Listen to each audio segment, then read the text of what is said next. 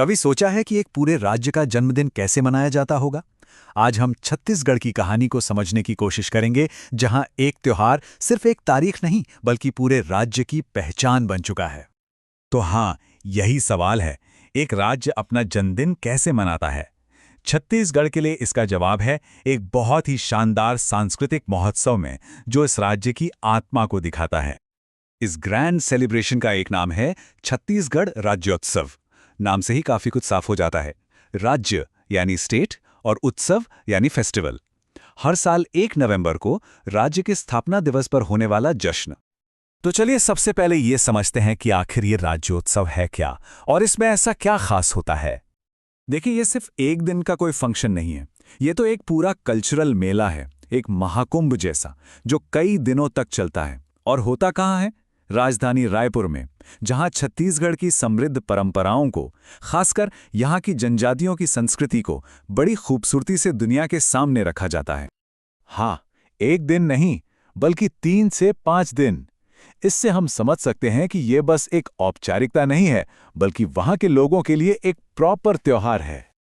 लेकिन सवाल यह है कि ये उत्सव मनाया ही क्यों जाता है? इसका जवाब है इस राज्य की पैदाइश की कहानी में। तो चलिए थोड़ा पीछे चलते हैं, उस वक्त में जब इस राज्य का जन्म हुआ था। साल 2000, यही वो साल था जब भारत के नक्शे पर एक नए राज्य ने जन्म लिया, जिसका नाम था छत्तीसगढ़।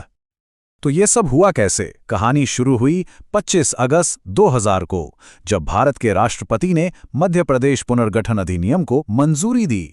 और फिर आई वो तारीख 1 नवंबर 2000, जिस दिन भारत सरकार ने ऑफिशियली छत्तीसगढ़ को एक नए राज्य का दर्जा दे दिया।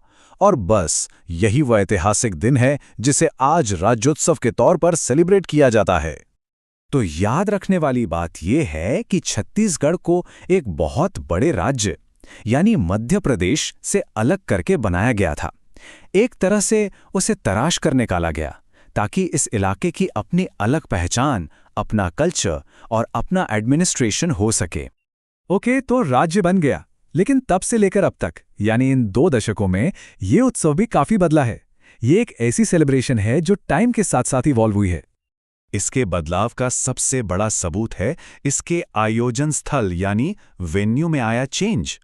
शुरू में ये रायपुर के साइंस कॉलेज ग्राउंड में होता था, लेकिन फिर जैसे जैसे फेस्टिवल बड़ा हुआ, इसे अटल नगर में एक स्पेशल जगह पर शिफ्ट कर दिया गया, जिसका नाम ही राज्योत्सव ग्राउंड रखा गया। और ये वेन्यू की कहानी भी बड़ी दिलचस्प है, सीधी साधी नहीं है। देखिए, 2000 में शुरुआत हुई साइंस कॉलेज ग्राउंड से, फिर 2004 से 2018 तक ये अटल नगर के नए ग्राउंड में हुआ, लेकिन फिर 2019 में ये वापस साइंस कॉलेज ग्राउंड लौट आया, और अब 2024 से ये एक बार फिर अटल नगर में हो रहा है। चलिए अब बात करते हैं इस फेस्टिवल की शानो शौकत की, कि कैसे ये एक स्टार स्टडेड अफेयर बन गया है। ये अब सिर्फ एक लोकल फेस्टिवल नहीं रह गया है, बिल्कुल नहीं। राज्योत्सव अब एक नेशनल लेवल का प्लेटफॉर्म बन चुका है, जहां पूरे देश से बड़े बड़े नाम आते हैं। इसके प्रेस्टीज का अंदाजा इस बात से लगा लीजिए कि यहां कौन कौन आ चुका है। पहली चीफ गेस्ट थीं सोनिया गांधी, उसके बाद नरेंद्र मोदी और प्रणब मुखर्जी जैसे बड़े पॉलिटिकल लीडर्स भी यहां आ चुके हैं। और संगीत की दुनिया से सुखविंदर सिंह और लेजेंडरी के जैसे आर्टिस्ट्स ने यहां परफॉर्म करके इसकी शान और बढ़ा दी है। तो ये तो हुई हिस्ट्री और प्रेस्टीज की बात। अब आते हैं आज के दौर में और देखते हैं कि ये त्योहार सिर्फ एक बर्थडे पार्टी से कहीं आगे राज्य के फ्यूचर विजन को कैसे दिखाता है। इस फेस्टिवल की एक खास बात यह है कि ये वक्त के साथ अडैप्ट करना जानता है।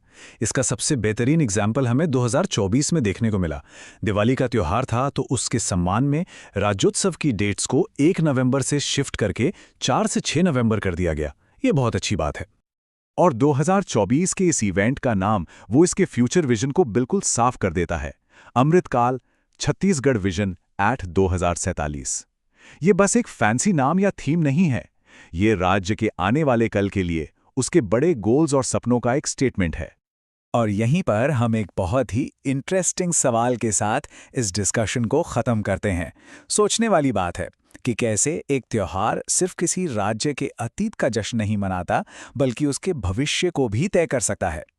छत्तीसगढ़ का राज्योत्सव शायद इसका एक बेहतरीन जवाब है।